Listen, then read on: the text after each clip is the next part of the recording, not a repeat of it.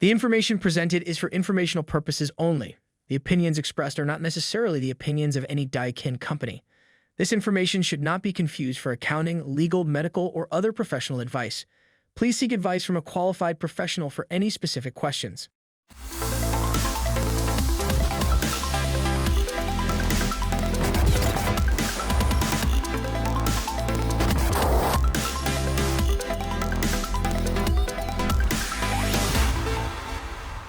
Welcome to the Accelerated HVAC Success Program. My name is Ben Middleton. I'm the National Sales Training Manager for the Goodman, Amana, and Daikin brands. Today, I'm joined with Alan Owen. He is the owner of Owen Heating and Air Conditioning.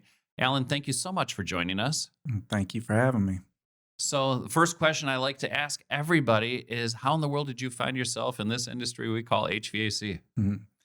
Funny story. So I was actually in college and graduated in 82. And my third semester of calculus kind of determined my path at that point. I was working part-time at a friend's father's company, and they had a HVAC department, and they were looking for people. They offered me a job, and I said, well, I'll try it out, and if it doesn't work, I'll go back to school. And that was the end of that story. Since 83, I've been doing HVAC. So I worked for a couple of local contractors, and then I found myself at the state, and I worked for the state of Virginia in their HVAC department at a public hospital, and got situated with a lot of commercial things there, chillers and everything else. And then after I stayed there a couple of years, and the next thing I knew, there was a HVAC supervisor's position open at our local county government. So I applied for that job and got it. And I was there for about 14 years. And the whole time I was doing work on the side, just like everybody else likes to do. And the writing was kind of on the wall. I had so many people calling me, and I was working nights and weekends and everything else. And I said, I got to do one or the other. So I threw in the towel and went 100% on my own in 2006. And yeah, been doing it ever since. So started as just one myself in the truck, and we're up to 10 people now. And we have a couple of installation teams, and we have about 5 techs on the road. And this year we had so many people call about duct cleaning. And so we decided to kind of spread out a little bit, and we've opened a duct cleaning department and bought the equipment, and we're out doing duct cleaning now. So yeah, so business has been great. That's pretty exciting. It's a great story. I need to ask, how did Daikin fit into that whole entire story as you got your start and move forward to today? So we started with the Daikins with the ductless mini splits. And then when they started to expand their line of equipment and everything, the warranty was what really attracted me to Daikin. And, selling it to the customers was very, very easy because everybody wants a long warranty and a good warranty. And so when we saw that and I started introducing it to the customers, they were, very, very interested in the equipment. And so, yeah, our sales have just gone through the roof with Daikin as a result. So, and we just recently started with the fits. I knew they were out there. I knew they existed, but our area is a lot of retired people, and they wanted simple. They didn't want complex, and they wanted simple thermostats and, everything else. And so as a result, we really didn't have a lot of interest in them at first. And then as I started learning more about them and my territory manager started saying, "Hey, you really need to look at these." Then we decided, okay, we need to start seeing what the interest would be. And as a result, man, it's just really gone well. We've sold quite a few here recently, and the ease of installation, the uh the wiring things and stuff, or it is a very nice unit to install.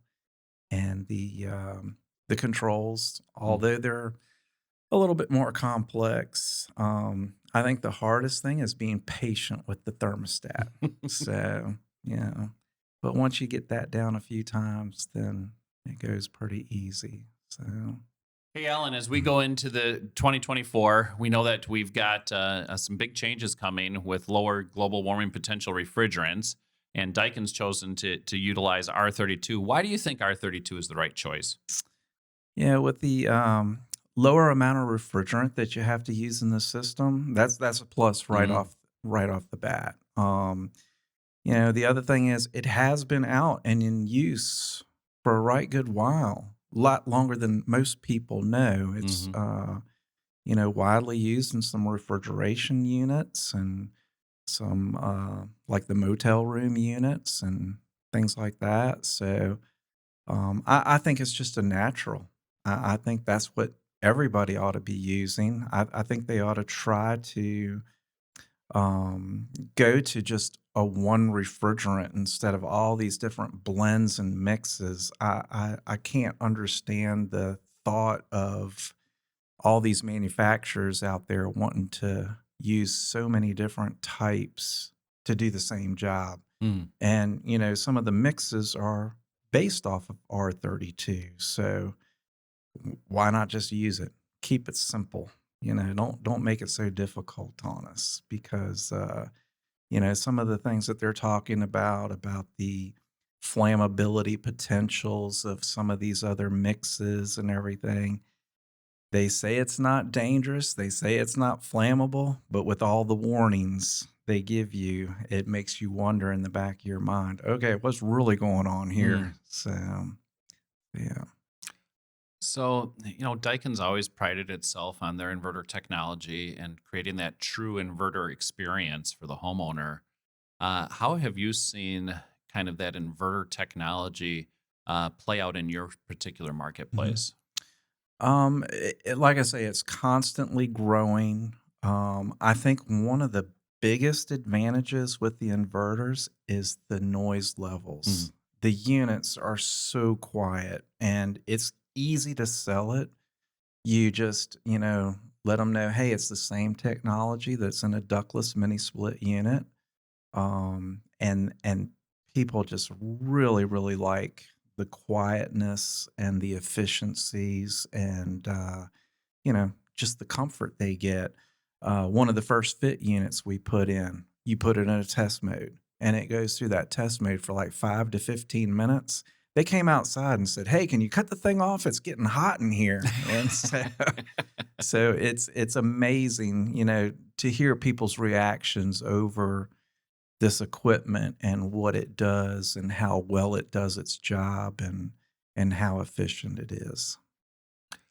As we are at the beginning of 2024, do you have any concerns as we go into 2024 as far as, for our industry, any challenges that you see that we may have?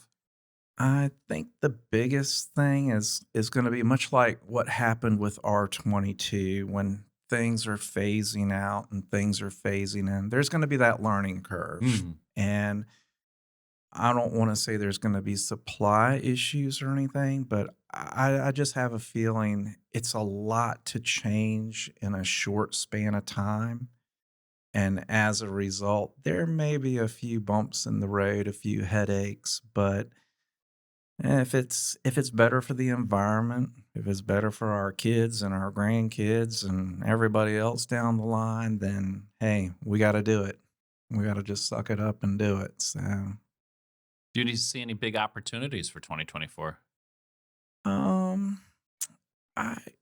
I think probably about the same that we have every year. Mm-hmm.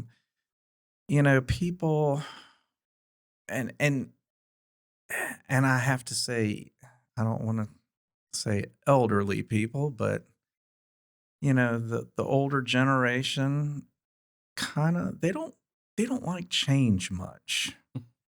But, as we have come along and the electronics age has hit, everybody has to learn this stuff or you're going to be left behind.